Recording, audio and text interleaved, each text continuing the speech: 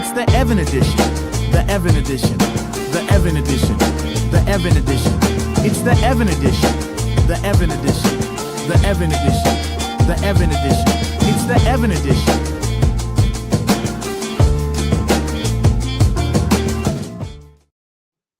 Welcome back to the Evan edition, where we talk movies, TV, comics, pop culture, and everything in between.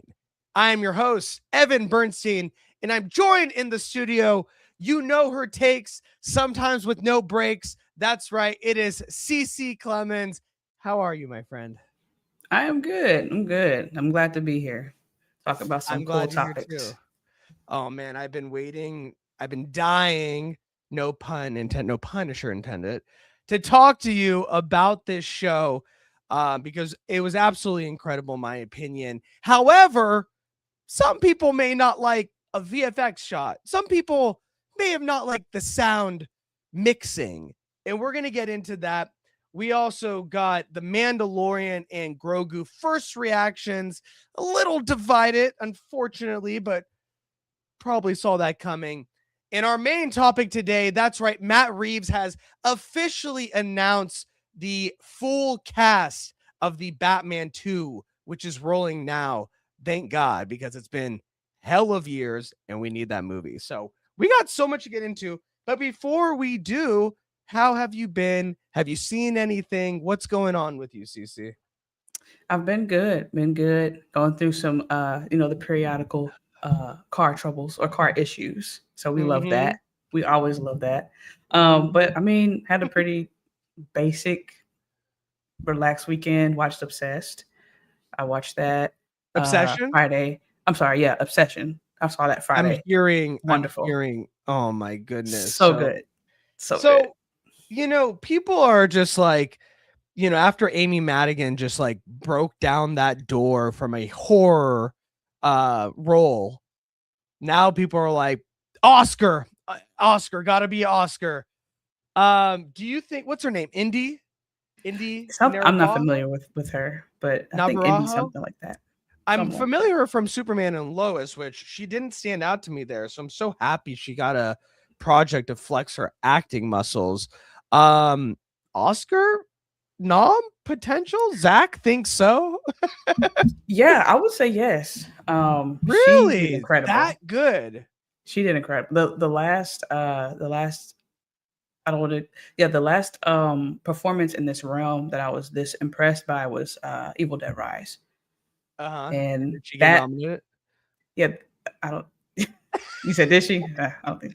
But no. And that was my favorite. In that movie, possession style, like that role, that was the best role that I personally seen. That was my favorite.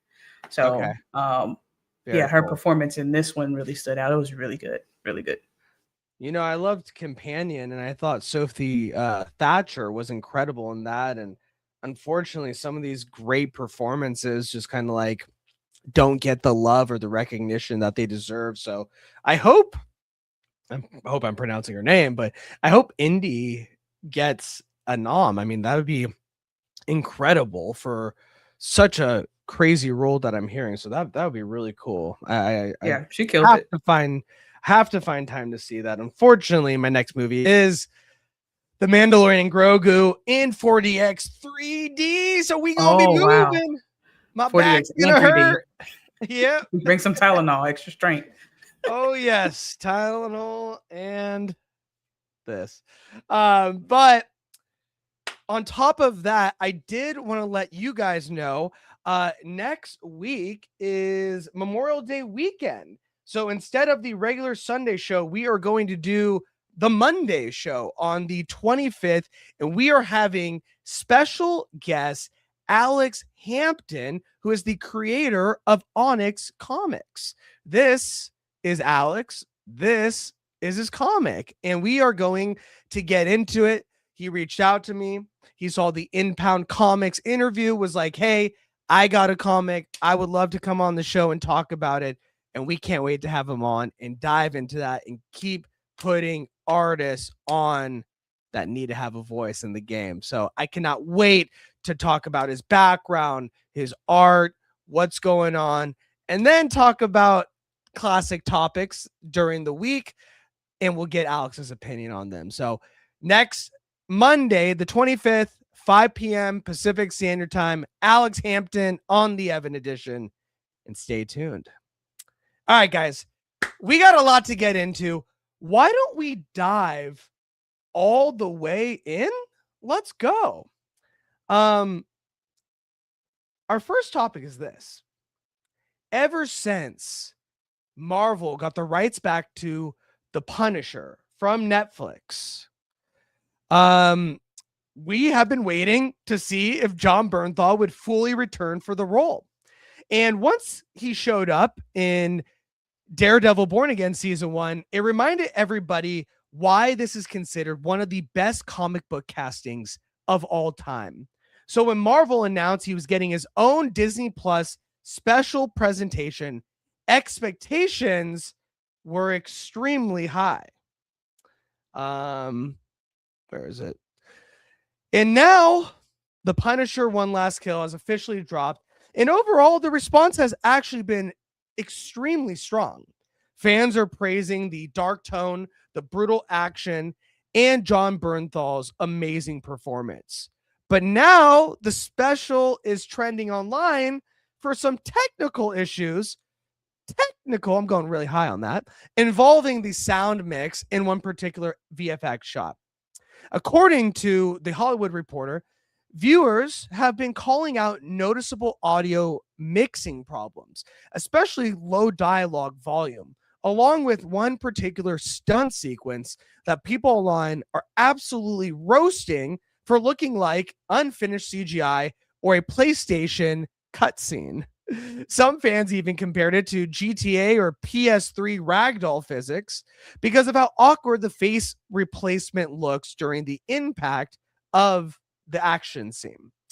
Disney has actually acknowledged the audio complaints publicly, saying they're aware of the issue and actively working on the fix, and let us know if there is anything else that you find wrong. Apparently, they did not respond to the VFX shot. What's interesting, though, is that according to the report, the stunt itself was mostly practical. Bernthal reportedly did the beginning of the fall. Then a stunt performer took over the landing with VFX, later used to swap the stuntman's face with Bernthal's. But despite the controversy, the special is still getting really strong reviews overall. Cece, before we get into the technical stuff, what was your overall impression of Punisher One Last Kill? Yeah, I was very impressed. I was already on the hype train before this was even released, before we even knew it existed. I love Punisher, my favorite, one of my favorite shows, period, but comic show, my favorite. We've talked about this before. I've rewatched it several times. My favorite Marvel character. Absolutely love him and was ecstatic to know that he would be coming back after Disney took over Marvel. So it was very well done. It gave the violence that we look for with Punisher. Great story. They fit a lot into it was an hour, not even barely a full hour segment. Yeah, I think besides the I just wanted a visual up there. Besides the the credits and that stuff, I think it came out to only like 45 minutes top. So it wasn't the longest, and definitely am clamoring for more, which they have announced. Insiders have announced that they are indeed working on another Punisher project with Jon Bernthal. And Jon Bernthal has stated if he does do another Punisher project that he indeed wants to be heavily involved in the direction of the character, as he was one of the writers on this special. So we are getting more Punisher, and I can't wait for more PlayStation I didn't know this. cutscenes. I didn't Surprise. I didn't know that. That is awesome. Yeah, I was really impressed with it. It was well done. Jon Bernthal showing us he can act. like he plays this character well, but really shows the darker depths of Frank Castle. Well, he was going through it, understandably. I mean, I can only imagine. But yeah, Yeah. really good. Great fighting. The fighting, I could have finished it in the duration of the time, but I just kept rewinding parts. I just kept rewinding, like, oh my God, that was cool. Play that back, run that back, run that back. That the only complaint, well, it was too short for me, but Yep. other than that, I was a happy camper. But that VFX shot was obvious to me. Like I saw that, I was like, oh no, sir. Like let me play that back. And And that was very we'll obvious. we'll break down the VFX shot in question, as everyone has been publicizing it nonstop this past week. But I just want to talk a little bit about my overall impression, because I hate it. No, I'm just kidding. I absolutely love Jon Bernthal as the Punisher. Firstly, I think he is arguably one of the best comic book live action castings of all time. He completely embodies the character of Frank Castle. There's so many shots where he looks like straight ripped out of the comics.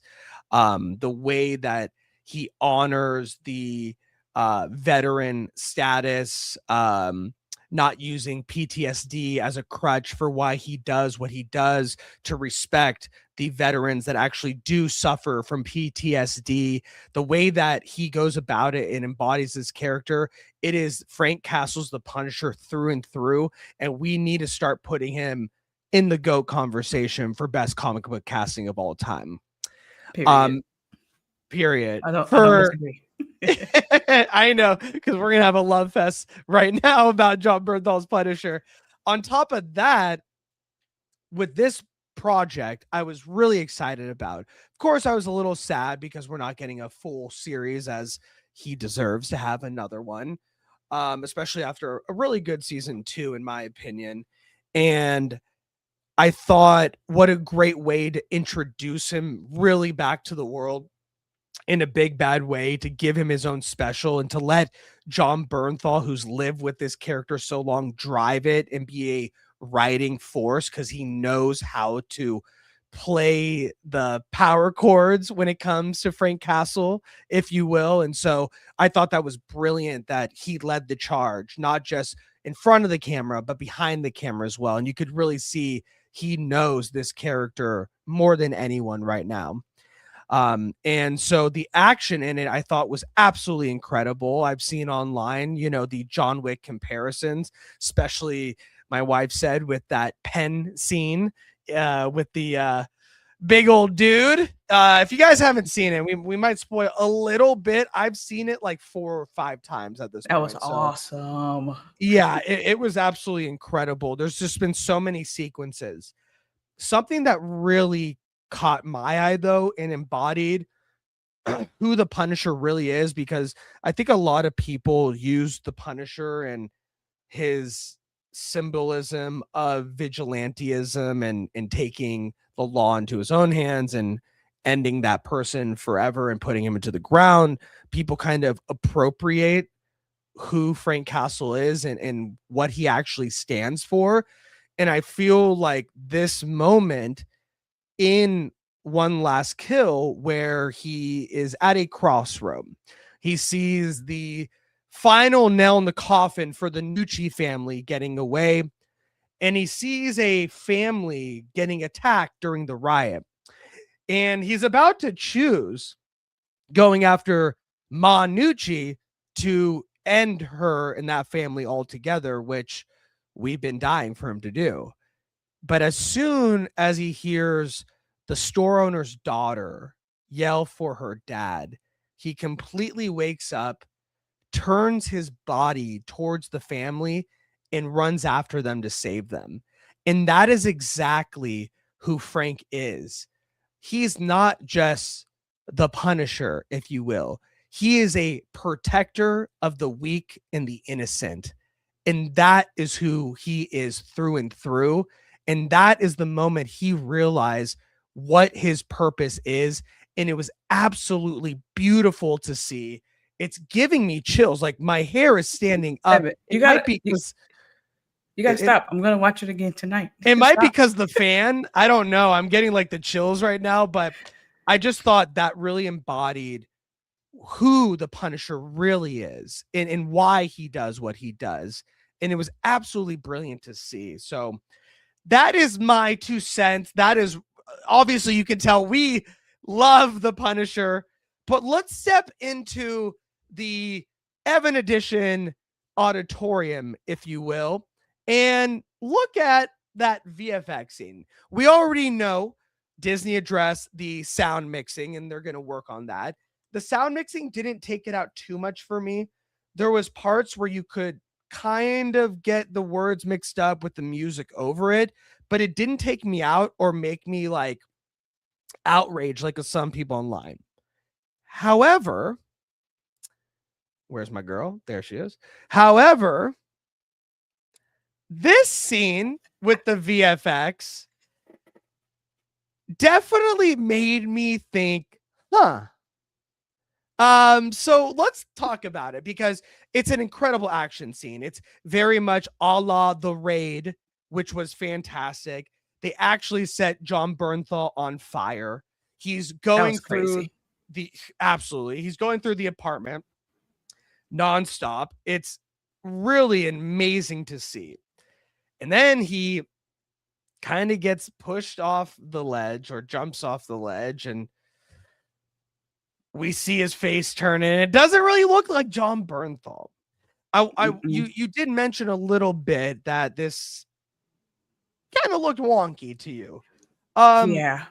What do you think went on here? Do you think that it was rushed? Do you think that the biggest company in the world, Disney, didn't notice when they looked at the final product? How does something like this slip through the cracks? And yeah, what was your overall impression? When I first saw it, I was like, that's not my John Bernthal. That is not him. That is not that man. That is not him. Not my guy. It was more funny, but like when I see stuff like that, I just my first thought it goes to, okay, budget. Maybe they just didn't have the budget to make that look more real. Because Disney's strapped for cash. Everything else to me, right? Everything else to me looked good. If there were any issues, I didn't. It didn't stand out to me, but that did. I was the first thing, like, okay, budget. They must have not had enough to make that look more real. Because that was just full on CGI, or VFX, it's full on. Yeah, 100%. And what struck me in the aftermath is, even though people were going in on this, and this sequence was going viral because of the cutaway, video game cut scene, it didn't take away from people still loving the project and loving John Bernthal as the Punisher. This was a topic of conversation, but when you look at the reviews of the actual product, the full product, people were absolutely enamored with it. And so I totally understand, and everyone was like, what the heck? But it didn't ruin the whole thing. And so that was something that made me happy, was like, it's a huge topic of discussion, but at least we can still revel in the fact that John Bernthal and team absolutely crushed it on this project. Yeah. I don't know how they missed it, though. Yeah, I mean, like if CC can catch it's something wrong. Yeah. Look at that. Yeah, so it's quite interesting. And they said they put his face, that on the actual stuntman's body. It doesn't even. Yeah. The whole body looks fake to me. It does. Unless I'm tripping. And Collector says, I actually did not care. I'm going to block your face for a second. I actually did not care for this Punisher One Last Shot. I actually like Daredevil Born Again Season 2 better. And for me, it's kind of hard to compare apples and oranges. I mean, you have 8 hours with Daredevil to tell a full story, and you really only have 45 minutes to tell a Punisher story. So it's kind of hard for me to compare. Did I like Season 2 of Born Again better than One Last Kill or vice versa? But at least we can say that Marvel has been on a roll with their projects. If we go back to Thunderbolts, Fantastic Four, Wonder Man, Daredevil Born Again Season 2, Punisher One Last Kill, it is safe to say that Marvel is back to putting out consistently good projects. And so that needs to be honored a little bit more because we've been waiting for some consistency. And I feel like we are back there, and hopefully they can keep it going with Doomsday and Secret Wars. Yeah, they're taking their time. They've paid attention and learned and heard the feedback, and yeah, it's paying off. We're getting great quality stuff. Yeah. 100%. No, 100%. Well, let us know what you guys think. Did this picture take you out of the Punisher One Last Kill special, or the VFX, I'm sorry, the audio bothered you from the sound mixing? It was kind of hard to hear. Or did you still really enjoy this and need to see more John Bernthal Punisher after Spider-Man? Drop a comment below and let us know your guys' thoughts. All right, guys. With that down, I wanted to get into this. And I'll put this down here. The Batman really changed the conversation around comic book movies when it came out in 2022. Matt Reeves took Gotham back to its detective roots. Robert Pattinson completely surprised people as emo Batman. And the world itself felt dark, grounded, and honestly kind of addictive to live in.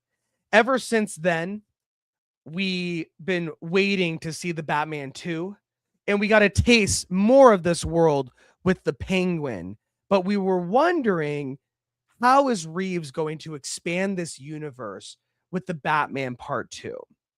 Well, now we officially have our answer, because Matt Reeves has finally revealed the full cast for the sequel, including some huge additions that have been rumored for months.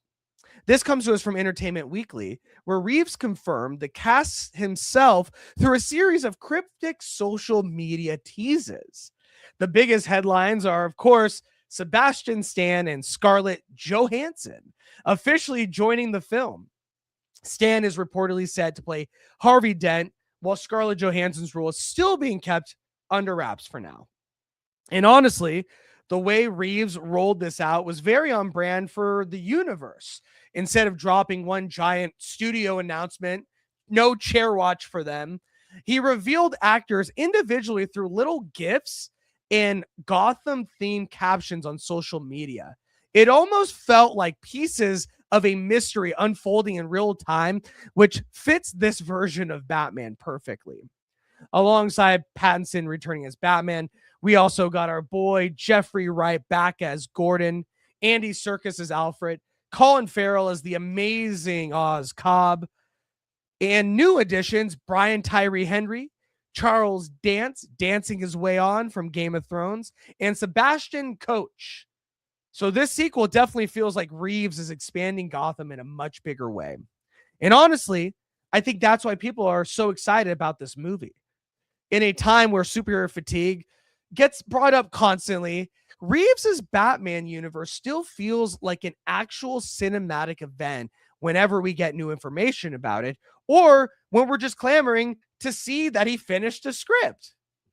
So with the full cast now officially revealed, Cece, I want to ask you, what stands out to you most from everything we've learned about the casting thus far? Okay, yes. I was actually looking it up because I hadn't heard of like the official drop. I'm like, oh, who is it? Who are these people? What's going on? I mean, That's Brian exciting. Tyree Henry is fantastic. Yes, I love him. Let me drop a little bomb on you. Okay. Right now, I am hearing for the Batman Part 2 that Brian Tyree Henry is possibly playing a new version of Harvey Bullock, which is Gordon's partner. Boom! Harvey Bullock. Hold on. Wait. Yeah, Harvey. You got to know Harvey. He's goated. I'm pretty sure I do. I just one of the goated. I feel like I'm getting darker. Like my light. I'm like, I see the light. Harvey. Okay. You feel me? Yeah. You feel me? Okay. So based on, let's break it down first, because we got some people jumping Marvel ship to go to DC? What? Is this possible? Yeah, it is. It's called money and talent. Let's break it down. First, what do you think about Sebastian Stan playing this version's Two-Face and Scarlett potentially playing Gilda Dent, which I think is a wife or something like that, but in the universe itself? And then I'll ask my second question because I don't want to throw you off, but it's going to have to do with the Marvel of it all. What do you think about these two huge castings? I love it. I love it. It's exciting, and it's definitely, it's smart too. I mean, people that are Marvel fans and have been fans of those characters that they played, they'll naturally want to watch it. So genius there. And yeah, Scarlett Johansson, more importantly, me personally, I felt like Scarlett Johansson would play a great hot girl. I always felt that way in my bones and my spirit. She is hot girl. No, I'm just kidding. I want to see hot girl. Well, I mean, we got it in Superman, but the Justice League show that I grew up on, I want that version real bad on the big screen. But interesting. I'm happy to just see in this. I don't know. Okay, I don't know, but I've always seen her as hot girl, always. But really, yeah. Even if it doesn't look right, I've just always imagined her voice, the tone of her voice. Okay, no, I see it. That is true. Yeah. Now that you mention it, like with the voice, I can for sure hear it, but it does seem like she is more Romanoff. No, obviously, but no, I did feel like if they had adapted, Mask of the Phantasm, like we thought we were, she would have been a great Andrea Beaumont. Have you ever seen the animated movie Batman Mask of the Phantasm? I don't know. I've seen a lot, but I don't know about that one particularly. Oh my God. Let's look at it. Let's take a look at it. Batman. Well, while you were taking a look at my girl Andrea Beaumont, I am going to talk a little bit about my feelings on casting. Oh, yeah. Sebastian Stan. Yeah, she would kill it. Sebastian Stan and Scarlett Johansson. Because a lot of people online are like, they're so iconic with these Marvel characters, it's going to take me out of the movie. And to that, I say, have you ever seen Sebastian Stan as Donald Trump? This guy can transform. He is one of the GOAT actors doing it today. If this man can make you believe that this hunk of a guy is Donald Trump, he will make you believe that he is a different character than our boy Bucky. So I have no doubt in my mind that Sebastian Stan can transform, and it won't take you out of the movie because he looks like the Winter Soldier. On top of that, our girl Scarlett. Well, before we do, I just want to show. So when I said they were showing gifts, this was the gift that he gifted to us, Matt Reeves, when he announced the officially. And so I think some people were saying that this is actually a first look of Harvey Dent in the movie from the camera. I didn't get to fact check that because when he did the Scarlett Johansson one, it was from Under the Skin when she played an alien, which was a fantastic movie, which you need to see. But so I'm like, okay, that was from a different movie. Is this from a different movie? And then I have people running with it saying this is the first shot of Harvey. But man, look at this man's face. Look at his eyes. I mean, he is just, there's something in Sebastian Stan that makes you believe he is that character. I think he's going to crush it. And this is one of the best castings. So I'm super excited.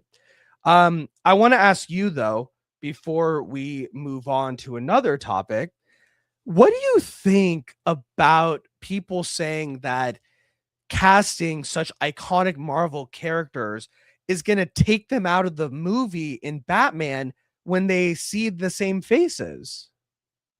think people that say that need to touch grass and drink water. It's not that deep. They're actors. Woo, got him. They're actors. They act. What are you talking Actors gonna about? act. Isn't Robert Downey Jr. going to play Dr. Doom? He was Iron Man. That's rubbing I'm people tired. the wrong way too. I'm tired of it. You're not complaining about that on that side, or the same know. people, but you're like, let it go. They're actors. They act. It works. It looks good.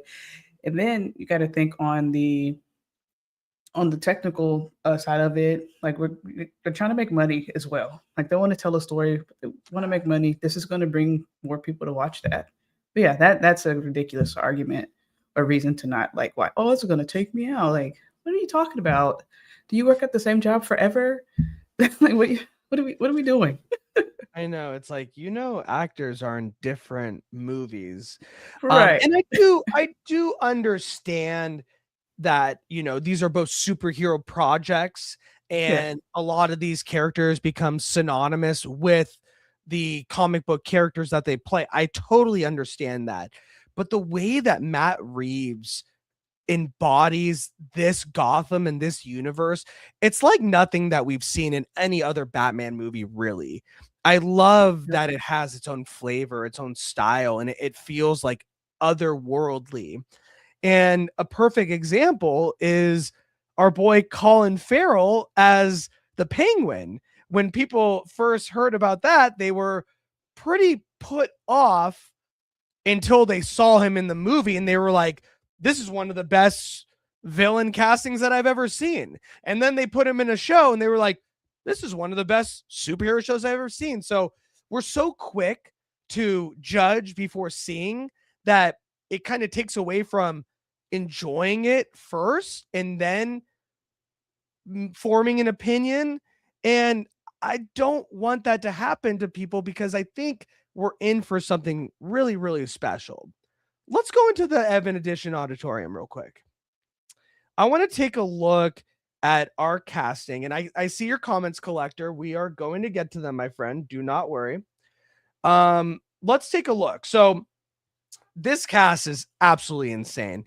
We also have Jamie Lawson back as the mayor, Real, which I absolutely love, which I mean, in Sinners, it's just like, I can't say it because I'm married, but you know what I'm saying, and so I was like, she's gonna be in there. Yay. Jesus, she is amazingly beautiful. But this cast is absolutely stacked. And I do want to address Collector, who said, did you know that, and I'm gonna block your face, CC.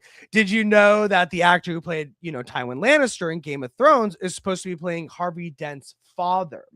And that's this guy right here, the white dude next to Jeffrey Wright. Also, kind of good they're getting some more color in this Batman movie, I say. I love that. That immediately stood out to me, right? Let's keep it going. You know what I mean? Like, yeah. DC has always been about that life, but it's cool to see it here. Yes, no, 100%.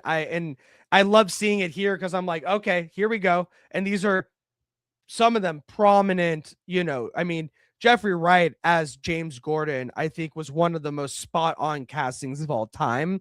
And then when we finally saw him in the Batman Part 1 against Robert Pattinson in the relationship that they had together, he embodies who James Gordon is, that he truly believes in Batman and understands that the city of Gotham has gotten so bad that there's only so much you can do at the police officer level. And instead of fighting with the vigilante, why not work with him so he can really take down the people that are destroying this city? And Jeffrey Wright embodied that in James Gordon in such a great way. It was such a welcome addition. Woo! I love him. Let's talk about Charles Dance. Did you watch Game of Thrones? Tywin Lannister, the boy. Oh, the boy. Hold on. No, he's not a boy. It's been a long time. You see this picture? You see next to Jeffrey Wright? I know it's a little blurry. You see the white dude next to Jeffrey? Yeah. Okay, let's go back to the powerful gotcha. voice, okay, yeah, presence. I mean, nice. Oh, we got Stan 503 saying best live action Gordon, in my opinion. Do you believe? Sorry, Tywin, we keep trying to talk to you, but Jeffrey Wright is just so darn good as as James Gordon. Yeah, he played that. Okay, Gary Oldman or Jeffrey Wright? Who I'm is team the Jeffrey better Wright. Commissioner Gordon? Whoa. I mean, yeah, I think that works for me. so. Right now, for me, I have to choose Gary Oldman because we have 3 movies and we've lived with that character. We've seen the growth from him as a beat cop to him getting promoted with all the Joker stuff to him being commissioner and faking his death. Spoiler alert, 14 years later. You know what I mean? Like we've seen this trajectory and live with him longer. And so the sample size is a lot bigger. But do I think that Jeffrey Wright can outdo him by the end of this trilogy? Absolutely, I do. And I cannot wait to see his trajectory throughout the trilogy because you best believe this is going to be 3 movies tops. And so we're going to continue to see the evolution of James Gordon. He's not even commissioner yet. He's still in that Batman Begins James Gordon phase. And so let's give it some time and then compare. But ooh, he is on his way. Yes. Charles Dance, Game of Thrones. He might be Harvey Dent's father, which means that we are getting the whole Dent family, which is very prominent in a lot of Batman stories. What do you think about fully adapting Harvey Dent and giving him that well-rounded character of knowing his father, maybe knowing his sister or wife in Scarlett Johansson, if that's the case? What do you think about really focusing on the Dent family in part 2? Yeah, that's really dope. From my personal experience, the closest that I've seen where we get into the depths of him and his life is animated. So it'll be nice to see that here with Batman 2. Yeah, part 2. So yeah, it'll be really nice to get more of a, hopefully like a backstory, just fully fleshed out, like what happened, like what leads to iconic Two-Face. Like I'm here for it. I'm so excited 100%. For that. And to see, you know, if I'm so excited. I need this movie like yesterday now, but thank goodness we have Supergirl, Spider-Man, Doomsday. Like we are set for this year, so I'm okay. All right. We gonna be all right, and so I'm okay. But man, does this cast make me super excited. And with Scarlett Johansson, you know, I really can't say enough about her. I think she is one of the best actresses doing it today. She was nominated for 2 Oscars in the same year with Marriage Story and Jojo Rabbit, which she was completely different in both and fantastic in both. Like this lady can act her butt off. She can do anything. So I always say it is not a bad thing to add talent. And you best believe this Batman 2 casting has a lot of talent. So, man, I can't say anymore. I'm very, very excited. So let us know what you guys think. Are you excited to have some official? We heard the rumblings. We know they were in it, but now we have officially Matt Reeves saying, these are the Dents. These are the people. Here is the church and here is the steeple. No, I don't know. But let us know your guys' thoughts. Is this a movie that just got more exciting based on the casting, based on Brian Tyree Henry, Miles Morales' dad, jumping ship from Marvel, going to DC, Game of Thrones, going to DC, Andy Serkis, bringing some Lord of the Rings? This is just, I cannot wait. Drop a comment below and let us know your guys' thoughts. All right, guys, we are almost out of here. I feel like I need more time with you guys. We don't have all the time in the world, But what we do have is a Mandalorian and Grogu movie coming out this week. Ever since Disney shifted Star Wars away from theaters and focused heavily on Disney Plus shows, fans have been wondering what the future of Star Wars movies was actually going to look like. And honestly, for a lot of people, The Mandalorian became the thing that kept Star Wars exciting again. Din Djarin and Grogu turned into massive pop culture icons. So it was only a matter of time before Lucasfilm brought them to the big screen with The Mandalorian and Grogu, officially the first Star Wars movie in 7 years. Well, now the first reactions are finally out, and they're definitely mixed. Some critics are calling it a really fun return to classic Star Wars adventure, while others are saying it feels more like an extended episode of the Disney Plus series rather than a true theatrical event. This comes to us from Variety, where reactions range from a thrilling adventure and a perfect summer movie to one of the weakest Star Wars movies and even a snooze fest. One of the more positive takeaways is that the movie apparently focuses less on complicated lore and more on just being fun, pulpy ride across the galaxy, which honestly sounds a bit refreshing for Star Wars right now. Critics also praise the amazing Ludwig Göransson's score and the overall adventure tone of the film. But on the flip side, some reviewers said the movie feels too similar to the Disney Plus show stylistically. It doesn't fully justify the jump to theaters. Others felt the story plays things a little safe and doesn't really push Din Djarin or Grogu into interesting new territory as a character.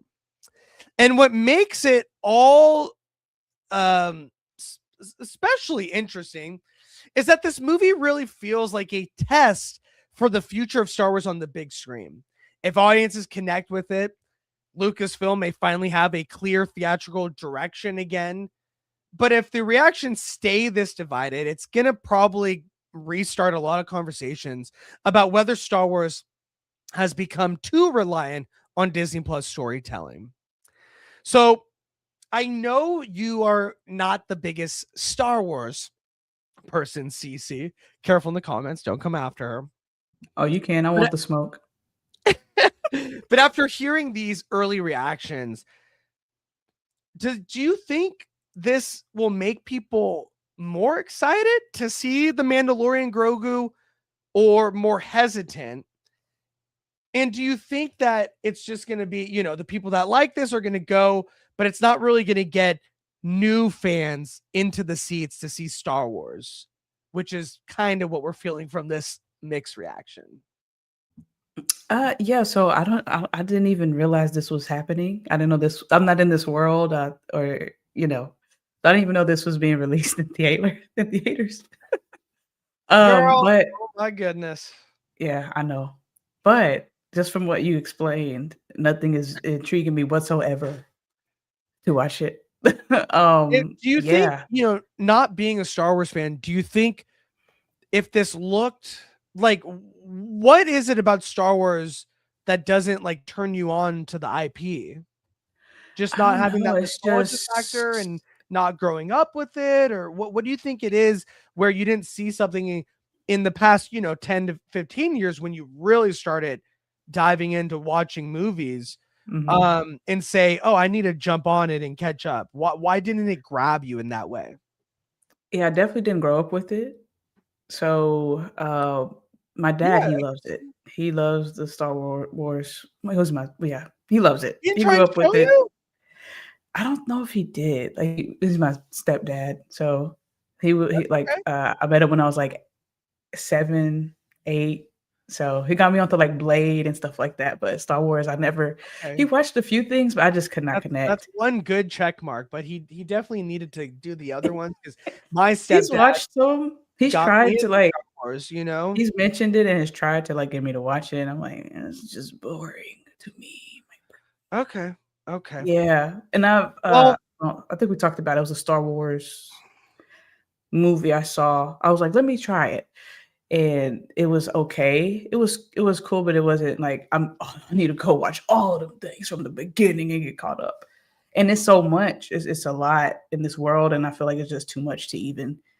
It's not enough that's grabbing me to like sit down and like watch all of them. Yeah, it's too much. Okay. For me. You okay? You all right? Yeah, you're making me sad. San, San says for Star Wars have unanimous praise again, like they used to in the 70s and 80s, because the prequels and the sequels did not have. I don't think Star Wars has had unanimous praise since Empire Strikes Back, to be honest. But he said they'll have to do something very unique and different, new characters, much different timeline, zero Skywalker references, maybe the origin of the Force. And I totally agree with that. And I've been preaching that on the show for quite a long time at this point, that I think, Dave Filoni, who is a George Lucas apologist and knows the Force in this universe more than most, has a big task. And that is to honor the feeling in the lore of Star Wars while pushing this IP in a brand new direction to make it exciting again, and to make it so people that maybe were never fans, or maybe fans that fell off, will come back and truly embrace what we know Star Wars can be. And that is a huge task to do. And we need to see if Filoni is up to the task, because right now we're living in the past. We're putting Disney Plus shows on the big screen, hoping that it lands with some of the built-in audience that it used to have before season 3. And we're not really pushing Star Wars forward in a direction that makes it new and interesting and unique, with still that feeling of what Star Wars is. And that is where they are missing audiences. We need to get back to what made this special. And in order to do that, we need to stop living in the past when it comes to nostalgia and only riding off of nostalgia.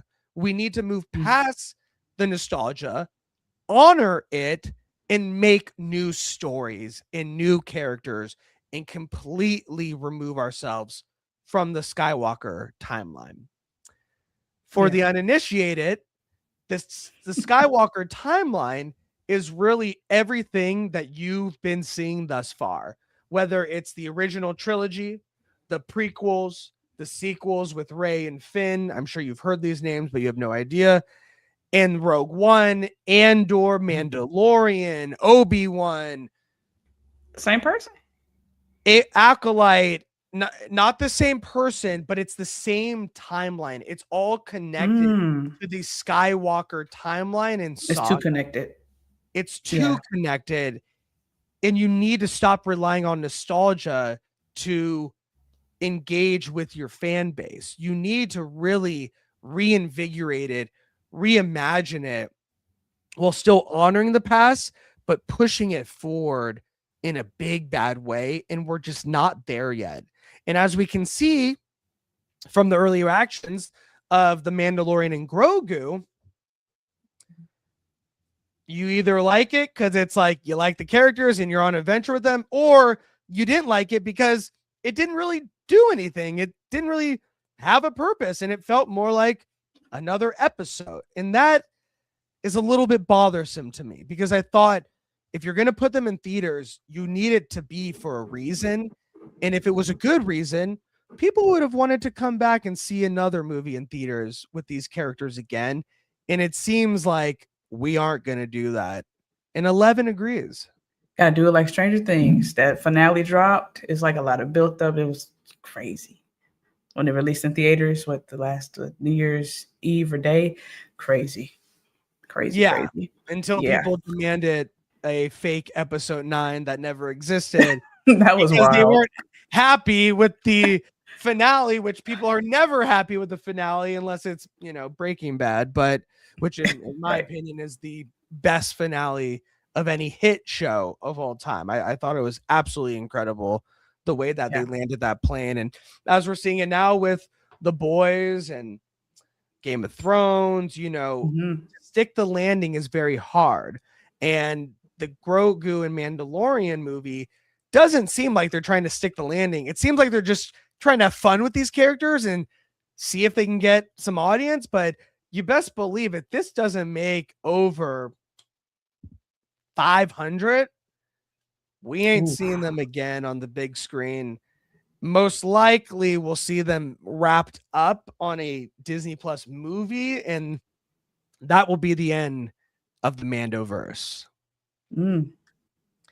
But I'm going on Thursday, opening night, 4DX, 3D, which I hate, but I had to because that was the showing time. But I'm going to be moving and grooving, and I'm just going to try and enjoy it for what it is. I get it. These that might help. Reactions. It might help because it's just an experience in the theater. Like you want to have fun. You know, I like Pedro as the Mandalorian. I thought that was a great addition. A Latino leading a Star Wars project is never a bad thing, in my opinion. And using Baby Yoda as a way to homage the Yoda phenomenon back in the late 70s and 80s, and it reinvigorated kids to like want Baby Yoda and that kind of enjoyment. It was really good. And so I want to have a good time there. I'm not expecting this to rewrite the wheel. I can't wait to see Jeremy Allen White as a jacked one of the Hutts, which is insane to me. But at the same time, at this point, I just want to move on. You know, I'm going to see every Star Wars movie in theaters because that's what I grew up on and that's what I love. But at the end of the day, it's time to take that leap, rip off the Band-Aid, and really hit the drawing board with something that is fresh, unique, feels different while still honoring what made Star Wars great. And I think this movie is proof that we are at the tipping point and the change needs to come way sooner than later. Yeah. You said, I say, let it die. Let it die. Let it let die. it die. Let it shrivel up and die. Yeah, that was in my head. Oh like, my God, when I take care of kids this past summer, it was, oh my God, I need to see the Lorax. I love when Horton hears a who, but San says, I mean, I'm sorry, San, unless it's S-A-N. Tell a story that gives the Skywalker saga more importance in hindsight, which would be hard, but possible. It's going to take a great writers and director with a new, clear vision. Yeah, definitely. Let's get away from it altogether.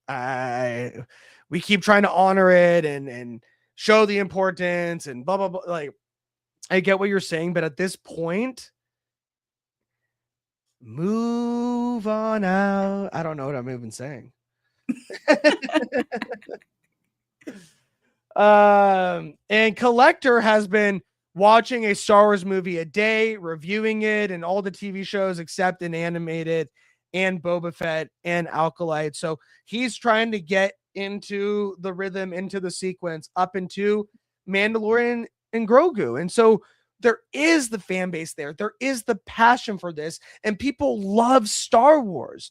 I think they're just ready for Star Wars to take that next leap into the future or the past, but it has to be far away from the Skywalker saga altogether and really move on. And the love is there, but the hunger for something new and unique and exciting is even more there. And so this is the time. Close the chapter on the Disney Plus experiments, all that stuff, and just create something new shows, maybe one show and a movie every year. Don't do a bunch of shows at once. Really make it so it's like the importance of Star Wars is known and it's not saturated because you see it all the time. That's my opinion, but yeah, we shall see. I'm sure that would help draw more people like me, just having like a fresh new take on it, or whatever, different direction. There were people that haven't joined the hype train of Star Wars, and get on board, get with it. I totally agree, and I'm excited. I'm hopeful and excited. You know, collectors saying like, I want to see, you know, Knights of the Old Republic movie. I think that would be great as well.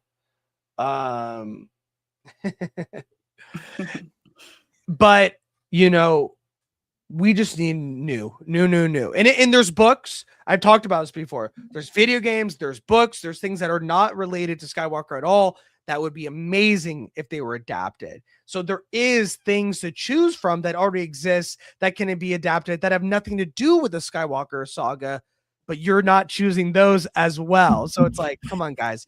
It's time to move on. Find a new show, you know, as the saying goes. But let us know what you guys think.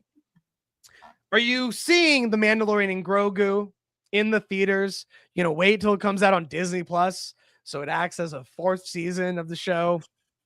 Are you even interested in Star Wars projects at this point? Or are you waiting for something new to come out?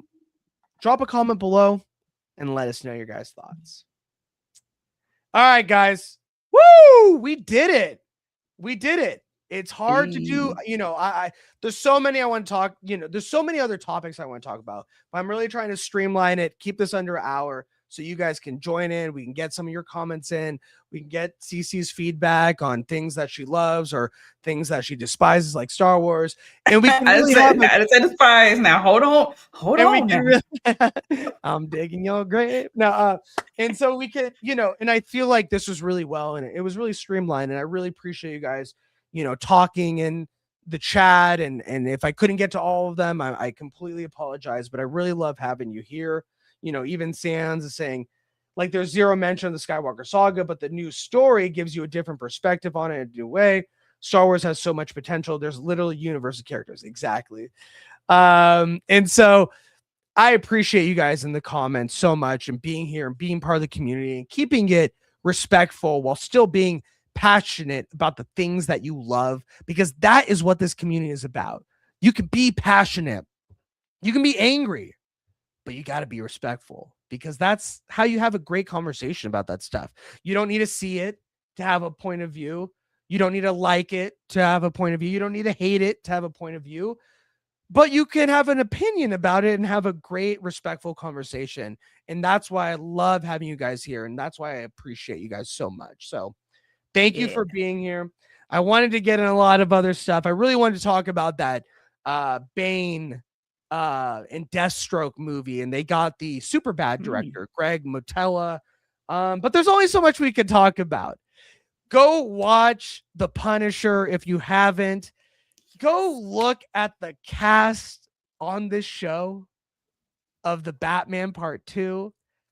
And let us know what you guys think about The Mandalorian Grogu. I think it's such an exciting time right now for genre movies and shows, but you just need good writers and great direction.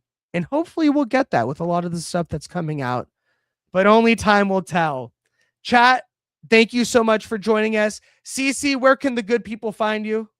You can find me YouTube at CC Clemens. I also TikTok. I do food content. I'm a big foodie. So at CC_Clemens on TikTok, and also Instagram. That's more of my personal, where I share the crazy music that I listen to and stuff that makes me laugh. So there you go. I love it. I love it. Well, thank you so much again for joining us, everyone. You guys have a great start to your week. Remember, we got Alex Hampton. That's right. The creator of Onyx, the comic, on the show the 25th, 5 p.m. Pacific Standard Time. We're going to get into his comic. We're going to talk about some topics that come out during the week. I hope you guys can join us. Have a great rest of your week, and we will see you guys later, my friend. Take care. Bye-bye. It's the Evan edition. The Evan edition. The Evan edition. The Evan edition. It's the Evan edition. The Evan edition. The Evan edition. The Evan edition. It's the Evan edition.